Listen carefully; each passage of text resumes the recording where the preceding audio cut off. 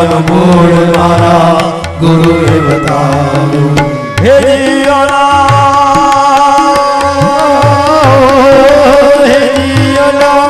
મસ્ત માલ સીધ ખાઈએ. હે જીવના માસ્તર માલ સીધ ખાઈએ. શાંતિ પમાડે એને સંત કહીએ. શાંતિ પમાડે એને સંત કહીએ. એને સંત કહીએ. એને સંત કહીએ. શાંતિ પમાડે એને સંત કહીએ. હેજી એના દાસના દાસ થઈને રહીએ. અંદિરમાન મોહા જીત સંગ દોષા અધ્યાત્મ નિત્યા વિનિવૃત્ત કામા. આ કદાચ વાતો યાદ ન રહે તો એક યાદ રહે ને કે શાંતિ. જેની પાસે બેસવાથી જેની પાસે જવાથી આપણને શાંતિ મળે એ સંત. એ ભગવામાં હોય ને 65માં હોય લેગા જબામાં હોય. એના માટે કોઈ સિમ્બોલની જરૂર નથી. ભગવા પહેરવાથી શાંતિ થઈ જાય એવું કોઈ જરૂર નથી. મુડગીઓ શાંતિ ઊભી થઈ જશે. માટે શાંતિ તો એક સાધુના સત્સંગમાં છે, ભગવાનના ચરણોમાં છે. માટે જ્યાં ત્યાં પથ્થર એટલે દેવ ના પૂજવા. શાંતિ પમાડે એને સંત કહીએ. એવા સંતના દાસ થઈને રહી. એના સંતની સેવા કરીએ. પછી તો सांख्य योग ની વાત કરી છે. સમય ભાવ કો ચલતે હમ આगे की कथा को और बढ़े. शुक पुराणी स्वर्गाधिक ऋषियों ने कहे છે. सुखदेव जी राजा परीक्षित ने कहे છે. कपिल नारायण भगवान ने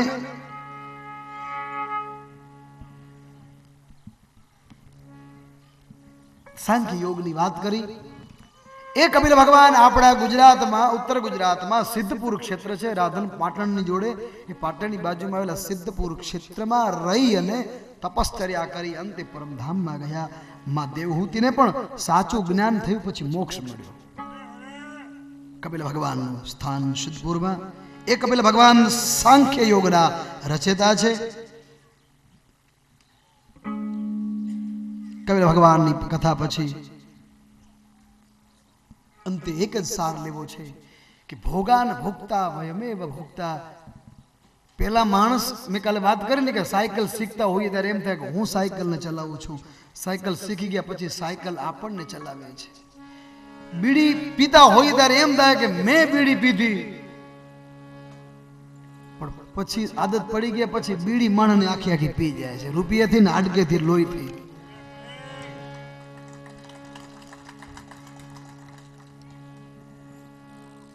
પીતા હોય તો આજે મૂકી દેજો, પણ પાછા મેલ મતીરું ઝાલ કાણી ગયું ખાખી મૂકીને ધોરી ચાલુ કરે વરે ખોટો ખર્ચો મહિને વધી જશે પાછો. ઘણા એમ લઈ લે બાધા ને પછી સામે આવે એટલે એમ કે બાધા રે બાધા તું મારી માં આ ખાખી માથે ઉતરીને ધોરી માથે જા. એટલે થોડીક વાર ધોરી પી લીધી વરી પાછી કીધું હતી અહીંયા પાછી હતી માનું આવી જા. એવી વાત નહીં કરવા. ભોગાન ભોગતા વયમેવ ભોગતા. પહેલા આપણે ભોગ ભોગવી છે પણ ભોગ પછી આપણને ભોગવી નાખે છે. એમ બીડી પીતા હોઈએ ત્યારે એમ થાય કે બીડી આપણે પીધી, પણ પછી બીડી માણસને પી જાય છે, આખે આખું ગળી જાય. પછી શું થાય? કેન્સર થાય, પછી ટીબી થાય, ઘણા બધા રોગ થાય. પછી ઘરે ટીબી થાય તો ઘરે ખાટલો નોખો રાખે, ઘરના વાસણ નોખું રાખે, બધું કે છે નોખું. પછી મોરથી જ નોખું કરી નાખે. પેલા ગેડા થયા પહેલા છતાં આપણા ઘરે નોખું થવું એવી શું કામ? એવી બીડીની જરૂર શું? ભોગ ભોગતી નાખે. કથાનો સાર છે. મૈત્રેય ઋષિ વિદુરને કહે છે કે સંસારમાં ક્યાંય સાર નથી. સંસારના જડ પદાર્થોમાં ક્યાંય સુખ નથી.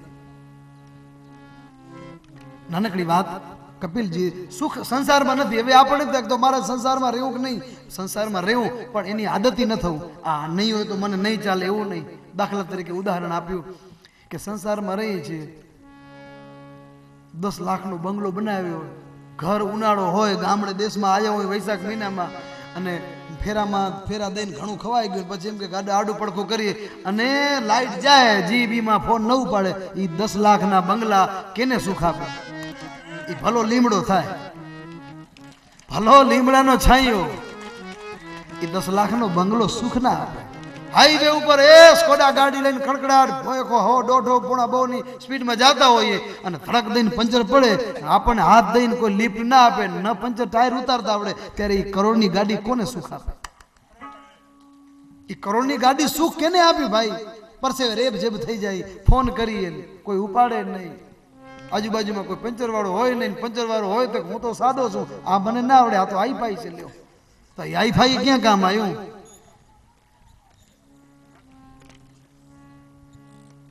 ન તો ગાડી બંગલા કામ આવે, 56 ભોગ એ મજાના ભોજન કરવા બેઠા હોઈએ અને એમ કે શેઠ ફેક્ટરીમાં આગ લાગે છે, એ ભોજને શું હોય ભાઈ? એટલે સંસારમાં સુખ નથી, એટલે કીધું છે એના આદતી ના બનીએ. હે તો બઢિયા હે, નહીં તો ઓર બઢિયા હે. હોય તો ઉપયોગ કરી લેવો જોઈએ, પણ ન હોય તો ઉપાડા ન લેવા. હે આ નથી, હવે આના વગર મને હાલતો નથી, તમને ખબર નથી મારી આમાં જિંદગી, અમુક તો ઝાલ્યા ન જલાય, એવું ન કરવું જોઈએ. ભોગા અને ભોગતા તૃતીય સ્કંદ ભગવાનના ચરણ ધરી ચતુસ્કંદના પ્રારંભમાં બહુ સુંદર મજાની 2 વાત કરી છે. પતિવ્રતાનો અત્રિ ઋષિને જે હંસુયાજી આપ્યા એની કથા બતાવી કે પતિવ્રતા સ્ત્રીના દર્શન કરવાથી આખું જગત પાવન થાય છે. યથા ગંગા અવગાહેનો શરીરમ પાવનમ ભવેત તથા પતિવ્રતામ દૃષ્ટવાન સકલમ પાવનમ ભવેત. સુહાગણ સ્ત્રીના એકવાર સુગંધ લઈ લઈને માણસ એના કામ બધા ફતે થઈ જાય. એવું પતિવ્રતાનું દ્રષ્ટાંત અનસુયાજીનું આપ્યું છે. સમય અભાવના કારણે એ કથાને શબ્દ યાત્રામાં લઈએ કે એનો મૂળ અર્થ એ જ કે પતિવ્રતા સ્ત્રી હોય એના તપના કારણે ચાહે ને તો ઉપરથી બ્રહ્મા વિષ્ણુ ને મહેશને બોલાવી શકે છે. એવું જ બન્યું. અનસુયાજી પતિવ્રતા છે. આ કથા કરું એટલે મને ચિત્રકૂટ યાદ આવે. ચિત્રકૂટ યાદ આવે એટલે માં મંદાકિની યાદ આવે, માં મંદાકિની આવે એટલે કાંતાનાથ યાદ આવે, અને કાંતાનાથ યાદ આવે એટલે એમ થાય કે ક્યારે સમય મળે ચિત્રકૂટ જઈએ, ભગવાનને અનન્ય ભૂમિ છે, એ ભૂમિની ક્યાં વાત કરીએ. એ મંદાકિનીના આશ્રમ કિનારા ઉપર અત્રિ મહારાજનો આશ્રમ છે. પતિવ્રતા સ્ત્રી. એક વખત નારદજીએ 3 દેવીઓને કીધું તમે શું મોટી દેવી થઈને બેઠી છો, તમારા કરતા તો અત્યારે મોટું નામ આજકાલ જેનું ડિમાન્ડ છે એ અત્રિ અનસુયાનું જીવન છે. આ 3 દેવીઓને દુઃખ લાગ્યું કે અમારા કરતા વધી જાય. કોણ? ઈર્ષ્યા દેખાઈ આવે, એ બનાય જ નહીં. આ 3 દેવતાઓ આજે ઘરે આવ્યા, સ્ત્રી ચરિત્ર પ્રગટ કર્યું કે અમારા રહેતા રહેતા વળી અત્યારે કોઈક નવી આવી ગઈ, તમારા રહેતા રહેતા 3 દેવતા હતા, અમારા કોઈ ભાવ નથી પૂછતું. પણ દેવતા કે શું થયું? અરે શું થયું ને બધું થઈ ગયું, શું રહી ગયું? અરે જગતમાં મોટા મોટી એક દેવી છે ને એ દેવી જો મોટી થઈ જશે તો અમારા 3 દેવીની પૂછા કોણ કરશે? તો ભગવાન કહેતો પડે એમાં અમે શું કરીએ? હવે તો એનું નામ, એ તો એના કર્મ ધર્મ, એનું નામ બોલે એમ નહીં, તમે એના પતિવ્રતાનું પુણ્ય ખંડિત કરો. ભગવાન કે એ પાપ ન કરાય, કોઈના ઉપર આપણે દોષરૂપ ન કરાય. પણ વદ હઠ લીધી ને જીદ કરી, આગ્રહ દેવતાને એમ કીધું કે હાજે પુત્ર રોટલા આયના હાથના ખાવાનું કોણ ગોગીરો કરે? તમે કયો એમ. 3 દેવીઓની વાત માની અને અત્રિ અનસુયા ઋષિ જ્યાં રહે છે ત્યાં 3 દેવતાઓ આવ્યા છે. અત્રિ મહારાજ સ્નાન કરવા ગયા છે. ભયંકર દુષ્કાળ છે. એ દુષ્કાળ વચ્ચે પણ ગંગાજીનું વચન હતું. એક વખત એવું બનેલું કે અત્રિ મહારાજ અનુષ્ઠાનમાંથી ઊભા થયા ને તો અત્રિ ઋષિ કે મારે જલપાન કરવું છે. તો અનસુયાજી ગંગાના કિનારે ગયા. ગંગાનો કિનારો બંધ, દુષ્કાળ, પાણી ક્યાંય ન મળે, એક બૂંદ પાણી ન મળે. અનસુયા દેવીજી ગંગાજીની સ્તુતિ કરી. ગંગાજી પ્રગટ થયા. ગંગાજી પ્રગટ થયા તો બોલે વિનંતી કરી, બોલે મારે જલ લેવું છે, મારા પતિ અનુષ્ઠાનમાંથી ઉઠ્યા છે. તો ગંગાજી કે પાણી તમને જલ તો આપું કમંડર ભરીને, પણ શરત એક, તમારા એક દિવસનું પતિવ્રતાનું પુણ્ય મને આપો તો હું પાણી આપું. વિચાર કરો, ગંગા જેવા ગંગાજીને પણ એક પતિવ્રતાના દિવસના પુણ્યની એ જરૂર પડતી હોય તો એ અનસુયા દેવીનું જીવન ચરિત્ર કેટલું અદ્ભુત હશે, વિચાર તો કરો. પાણી શીતળ, પણ વળી ગંગાજી હાલતા હાલતા અનસુયાજીને કીધું કે અનસુયાજી इस बार तो आपको जल मिल गया, પણ જ્યારે જ્યારે તમને જલની જરૂર પડે ને તમે જલ પાણી લઈ જાજો, પણ શરત યાદ રાખજો, જે દિવસે જલ લઈ જાઓ એ દિવસનું પતિવ્રતાનું પુણ્ય મને આપજો. સર્ટિફિકેટ મળી ગયું. આ કેટલી પવિત્રતા હશે, પવિત્રતા પૂર્વક જે જીવન. અત્રિ મહારાજ સ્નાન કરવા ગયા છે, આ બાજુ ત્રણેય દેવતાઓ આવ્યા સાધુના રૂપ લઈ અને અનસુયાજીમાં ભિક્ષા આપવા જાય છે. ત્રણેય દેવતાઓએ નાટક કર્યું, કારણ કે આનું પુણ્ય નષ્ટ કરવું હતું ને પતિવ્રતાનું. દેવતાઓ કે મૈયા ભિક્ષા હતી, તો મૈયા ભિક્ષા લઈને આવ્યા, તો દેવતાઓ કે એમ નહીં, વસ્ત્ર વિનાના થઈને ભિક્ષા આપો. અનસુયાજી વિચાર કરે છે કે પર પુરુષ પાસે અંગને ખુલ્લું તો મુકાય નહીં, પાપ લાગે. જો હું ખુલ્લું મૂકું તો મારું પતિવ્રતાનું પુણ્ય નષ્ટ થશે. ધર્મ સંકટ બીજો કે જો હું આ ભિક્ષા નહીં આપું તો મારો અતિથિ ધર્મ લાગશે. બે બાજુ ભિક્ષા, બે બાજુ ધર્મ સંકટ. શું કરવું? વિચાર થયો છે કે ભિક્ષા તો આપવી જ પડે, પણ વસ્ત્ર વિના થઈને ભિક્ષા ના અપાય. સ્ત્રી અંગને ઢાંકે ને એ સ્ત્રીનું આભૂષણ છે. 10 તોલાનો 20 તોલાનો હાર પહેર્યો એ આભૂષણ નથી. શરીરના અંગને વસ્ત્ર આચ્છિત કરી ઢાંકી રાખે ને એ સ્ત્રીનું આભૂષણ છે, લજ્જા. પુરુષ પાસે, પરપુરુષ પાસે મારા નિર્વસ્ત્ર કેમ થવું? પતિવ્રતા સ્ત્રીને પોતાના પતિ યાદ આવ્યા, આંખ બંધ કરી અને કહ્યું, પતિ મહારાજ આવી મારી દુર્દશા થઈ છે. ધર્મ અને ધર્મ સંકટ બે ઉભા થયા છે. પતિએ જાણે મનોમન આજ્ઞા કરી હોય કે જો સાધુઓ શરત મૂકતા હોય તો તમે શરત મૂકો. તરત અનસુયા દેવીની વાત યાદ આવી, એણે સાધુને પણ શરત મૂકી કે જો ભિક્ષા લેવામાં શરત હોય તો દેવામાં શરત હોય ને, એક બાજુની શરત ના ચાલે. મહારાજ મારી શરત છે. બોલે શું? બોલે ભિક્ષા હું નિર્વસ્ત્ર થઈને તમને જરૂર આપું, પણ તમે મોટામાંથી નાનકડા બાળક બની જાઓ. એ જ સમયે અનસુયામાની વાત સ્વીકારી ત્રણેય દેવતા, કારણ કે ભાઈ એમાં શરત સામે શરત હોય જ. બાળક બની ગયા અને બાળક પાસે માં પોતાનું અંગને ખુલ્લું મૂકે ને, વસ્ત્ર ઢાંકે નહીં તો બાળક નિર્દોષ છે, એટલે ત્યાં પાપ ન લાગે, કારણ કે બાળકનો અધિકાર જ છે માને ગોદમાં રમે. એટલે વચનનું વચન રહી ગયું અને પ્રતિવ્રતાનું વ્રત પણ. પતિનું ધ્યાન ધરીને કીધો સતનો ઉચ્ચાર, કીધો સતનો ઉચ્ચાર. અંજલિ ભરીને જળની છાંટી, અંજલિ ભરીને જળની છાંટી, થઈ ગયા નાને રબાર. અનસુયાજીને આંગણે આવ્યા બ્રહ્મા વિષ્ણુ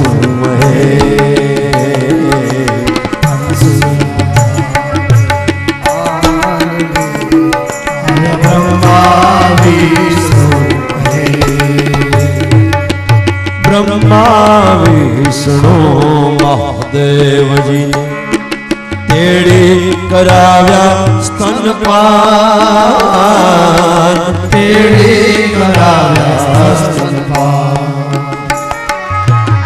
એ પ્રીતેથી હાલરડા ગાયા, હે પ્રીતેથી હાલરડા ગાયા. હરખે ઝુલાવ્યા ઘનશ્યામ.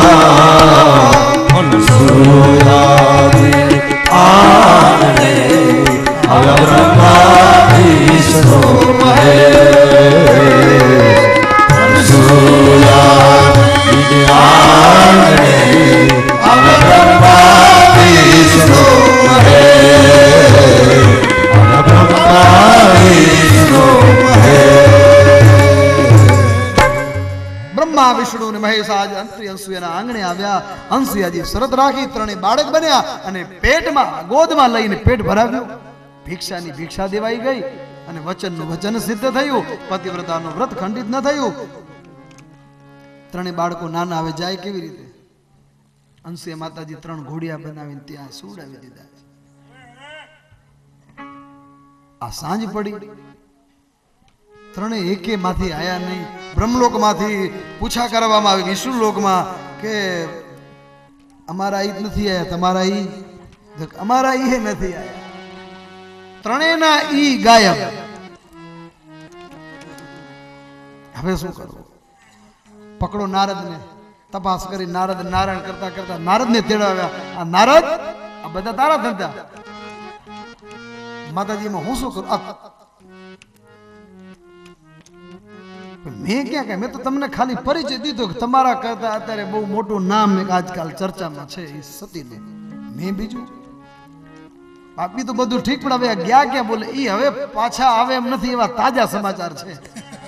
અરે તારું ભલું થાય નારદ, આ જન્મારો કેમ કાઢશું? આખો વીજશું કે ના ભેગો જન્મ આખો?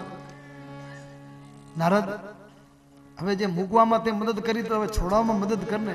એટલે મારો દીકરો ડાયો છે. નારદ ને પુત્ર વત્સ માની, વત્સ રૂપ પુત્ર રૂપ માની. નારદે કીધું કે હવે એક રસ્તો છે, પણ હવે તમારાથી થાય એમ નથી.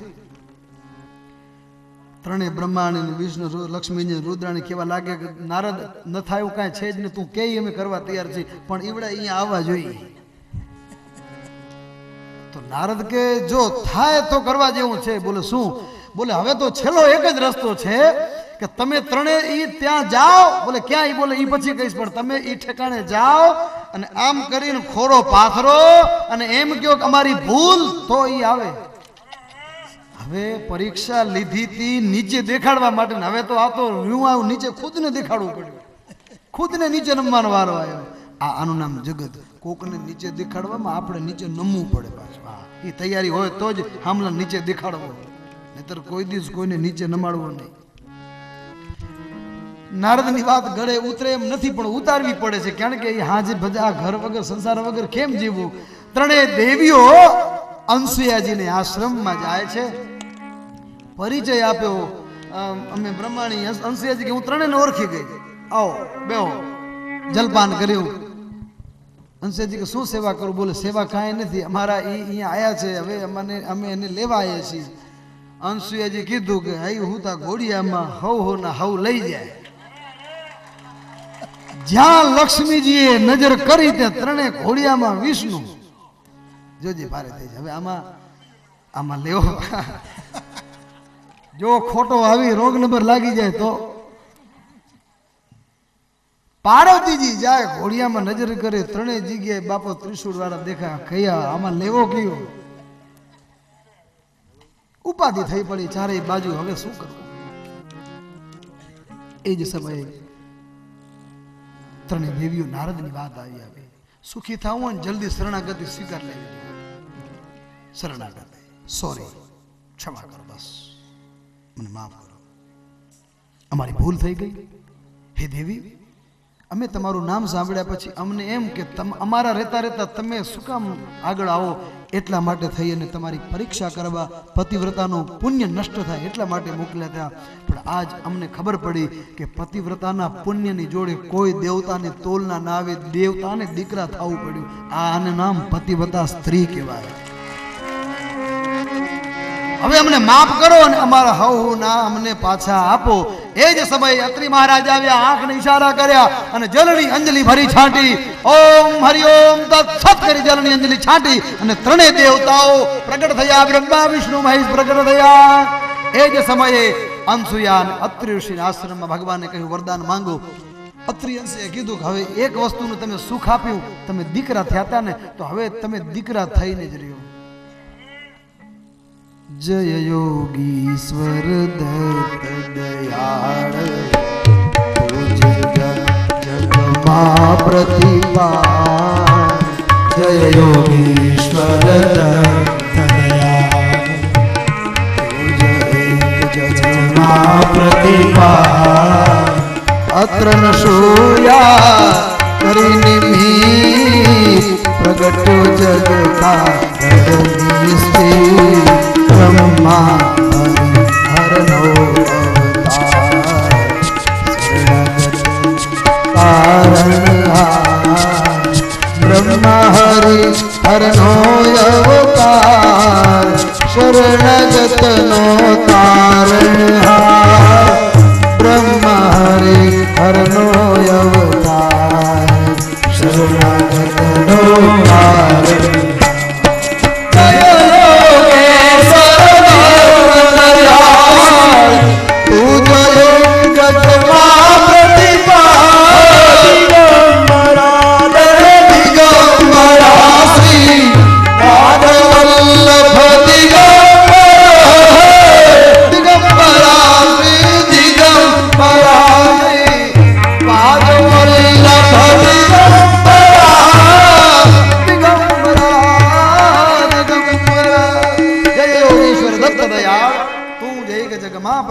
દત્ત મહારાજનો આશ્રમ આવેલો છે માલસર સરોવર. માલસર ક્યાં છો? નર્મદા કિનારે. હમણાં થોડા વર્ષો પહેલા થઈ ગયા. દત્ત મહારાજ ગુરુદેવ દત્ત